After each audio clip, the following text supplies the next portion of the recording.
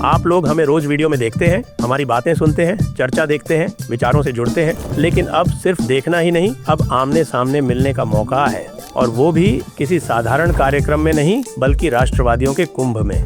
The Jaipur dialogues लेकर आ रहा है कोंकण समिट, मुंबई 21 मार्च को। थीम है अनब्रेकिंग इंडिया। इस वैचारिक संगम में आपके साथ होंगे आदि अचिंत, अभिजीत चावड़ा, अभिषेक तिवारी, एक्स मुस्लिम साहिल, भाषा सुंबली, तहसीन पूनावाला, सुशील कुलकर्णी, प्रभाकर सूर्यवंशी, प्रतीक बोराडे और भी कई प्रतिष्ठित वक्ता। जहां विचार होंगे, संवाद होगा और अटूट भारत के भविष्य पर गंभीर मंथन होगा। रजिस्ट्रेशन लिंक नीचे दी हुई है और स्क्रीन पर दिए गए QR कोड को स्कैन करके भी आप आसानी से रजिस्टर कर सकते हैं। देरी मत कीजिए, आइए रजिस्टर करिए और इस वैचारिक संगम का हिस्सा बनिए।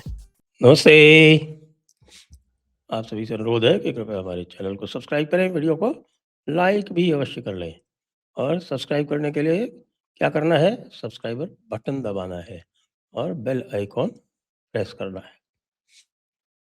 याद दिला देते हैं आपको 21 मार्च 2026 को आपको दी जयपुर डायलॉग्स कोंकण समिट में भाग लेने का अवसर मिलेगा मुंबई में। यदि आपको रजिस्ट्रेशन कराना है तो नीचे जाएं, डिस्क्रिप्शन में वहाँ पर लिंक है, उस लिंक को क्लिक करके आप उस रजिस्ट्रेशन पेज पे जा सकते हैं।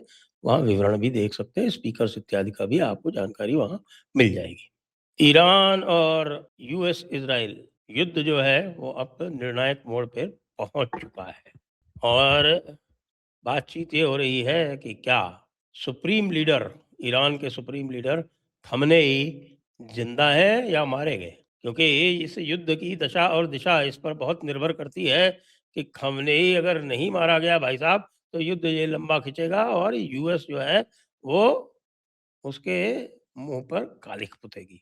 और अगर इन्होंने खमनेई को मार लिया तो आप ये देखिए कि उसके बाद फिर ये कर सकते हैं इसमें, क्योंकि खमनेई के विरुद्ध है, उनके सारी प्रजा भी उनके विरुद्ध है, उनकी जो पब्लिक है वो पूरी तरह से मुल्लाओं के विरोध में है।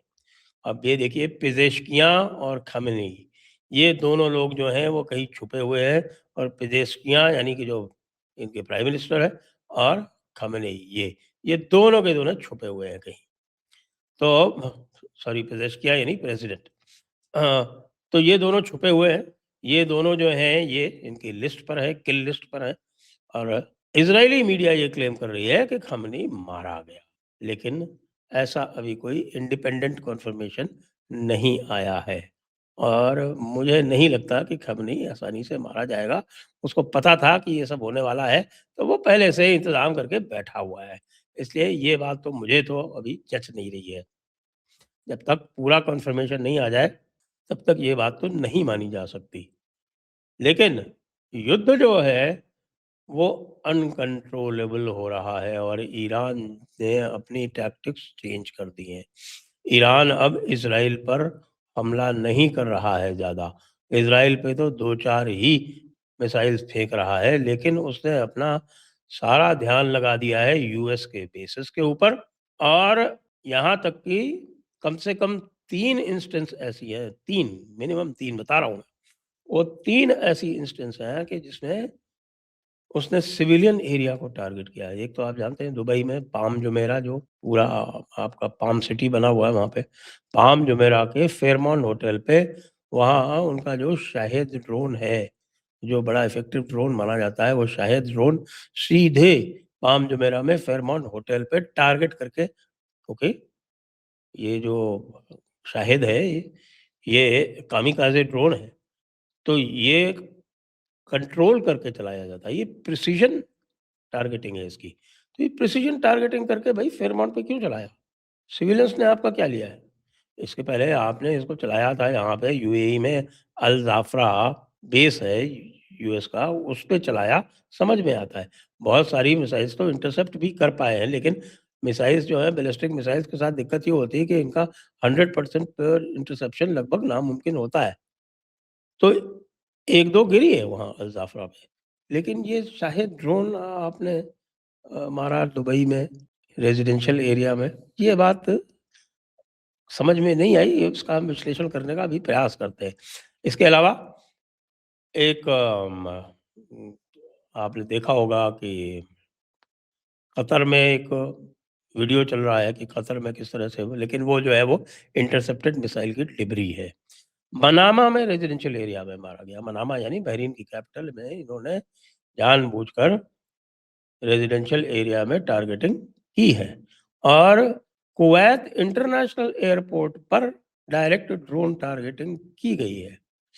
इसके अलावा इन्होंने पूरे क्षेत्र में सीरिया के अलावा कोई भी जगह नहीं छोड़ी। इन्होंने ईरान ने मतलब टारगेट किया है। इन्होंने मिसाइल दागी है इराक पे, जो इराक में बेसेस हैं यूएस के, जॉर्डन पे भी, यहाँ तक कि जॉर्डन में एक बेस है उसके ऊपर भी टारगेट किया। जॉर्डन भी कर लिया। सऊदी अरब में रियाज में इन्होंने टारगेट किया। रियाज में जो वहाँ पर अल सुलेमान बेस है उस पे किया और कुवैत का भी जो बेस है वहाँ पे इनका अल सलीम उस पे किया। ये मैं आपको कल ही मैप में दिखा चुका हूँ इनकी सबकी लोकेशन।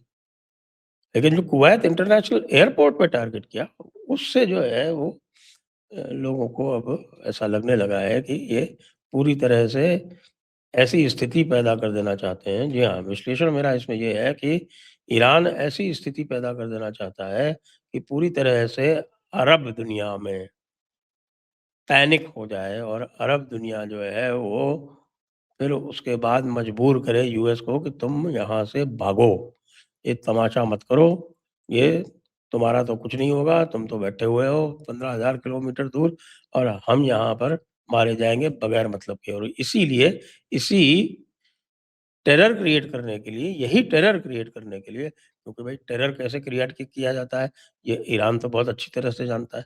उसके तो कितने टेरर इंस्ट्रूमेंट हैं। वो पूरा का पूरा हमास जो है वो टेरर का इतना बड़ा हब उन्होंने बना दिया, हिज़्बुल्लाह को बना दिया, हूथीज़ को बनाया हुआ है। तो they know what causes terror. तो ये टेरर कायम करने के लिए इन्होंने ये काम किया है और मुझे ऐसा लग रहा है कि ये तीनों देश या कि पूरा का पूरा जो अरब वर्ल्ड है, जीसीसी कंट्रीज़ हैं जो 6, यानी कि Kuwait, Qatar, Bahrain, Saudi Arab, UAE and Oman. ये जो है, ये कह रहे हैं अमेरिका से कि ये तुम क्या कर रहे हो? बहुत हो गया, खत्म करो। नहीं तो तुम्हारा तो कुछ नहीं होगा, हम मारे जाएँगे बुरी तरह से। मैं बातचीत भी की दुबई में कुछ लोगों से, वो कह रहे हैं कि साहब कि माहौल तो बड़ा डर का है और डर का भी है और एक हेल्पलेसनेस का भी है। तो यूएई ईरान पर तो जो कुछ गुस्सा होगा सो होगा, लेकिन उससे ज़्यादा यूएस पे गुस्सा है इसको। क्योंकि यूएस को ये मना कर रहे थे कि मत करना ऐसे, हम हमारी चाल इधर हो जाएगी और वही हो रही है। और ईरान को भी ये पता है, तो ईरान भी अब इसी के ऊपर टारगेट कर रहा है। उन्होंने स्ट्रेट्स ऑफ हॉर्मूज़ बंद कर दी। ईरानियन नेवी ने ये अनाउंस कर दिया है कि स्ट्रेट्स ऑफ हॉर्मूज़ बंद है और जो भी टैंकर्स हैं उनको वापस लौटाया जा रहा है। उनको कहा जा रहा है कि अब आप वापस जाइए। अब आप ये सोच लीजिए कि इसके बाद तो पूरी दुनिया में हाहाकार मचेगा, क्योंकि ऑयल प्राइसेज़ जो है वो जंप होंगी। ऑयल प्राइसेज़ की मैं अगर आपको स्थिति बताऊँ तो ऑलरेडी, वैसे तो अभी सैटरडे संडे है, तो सैटरडे संडे को पता नहीं चलता है, लेकिन जैसे ही मंडे को खुलेगी बाज़ार, वैसे ही आप देखेंगे कि ऑयल प्राइसेज़ में जंप आएगा कम से कम। मेरा अनुमान ऐसा है कि कम से कम 10% का जंप तो आने ही आने वाला है, इससे कम का जंप नहीं आएगा। तो ये जो कुछ भी हो रहा है वो नुकसान उसका दुनिया को है, उसका नुकसान आपके। अभी जो मैं देख रहा हूँ मेरे सामने जो खुला हुआ है, उसमें 3% का जंप पहले ही बताया जा रहा है। सॉरी 1 पॉइंट टू 2.78% का, यानी लगभग 3% का जंप दिखाई पड़ रहा है ऑलरेडी। जब तक मंडे को खुलेगा तो मैं ये देख सकता हूँ कि साहब कि ये बढ़ के 10% तक का जंप हो सकता है। एक और बात जो कि लोग सोच रहे हैं, दुनिया सोच रही है या नहीं सोच रही है, कम से कम मैं सोच रहा हूँ, क्योंकि एक बात और भी दिखाई पड़ रही है कि ईरान में इस समय लोग सड़कों पर जश्न मना रहे हैं। लोग सड़कों पर जश्न मना रहे हैं। अर्थ इसका ये हुआ कि ईरान की जो मुल्ला रेजीम है उसको पब्लिक सपोर्ट बिल्कुल नहीं है। यही यदि पब्लिक सपोर्ट होता तो ये मैं कह सकता था कि भई इसको हराने वाला कोई नहीं है, क्योंकि इसके पास सारी चीज़ें हैं, इसके पास रिसोर्सेज़ हैं, इसके पास सप्लाई लाइन्स हैं, इसके पास चाइना से सप्लाई लाइन्स हैं, ये सारी चीज़ें रिप्लेनिश कर सकता है। ये लंबी ये लंबी दूरी का घोड़ा बन सकता है, ये युद्ध को लंबा खींच सकता है, लेकिन पब्लिक बिल्कुल साथ में नहीं है।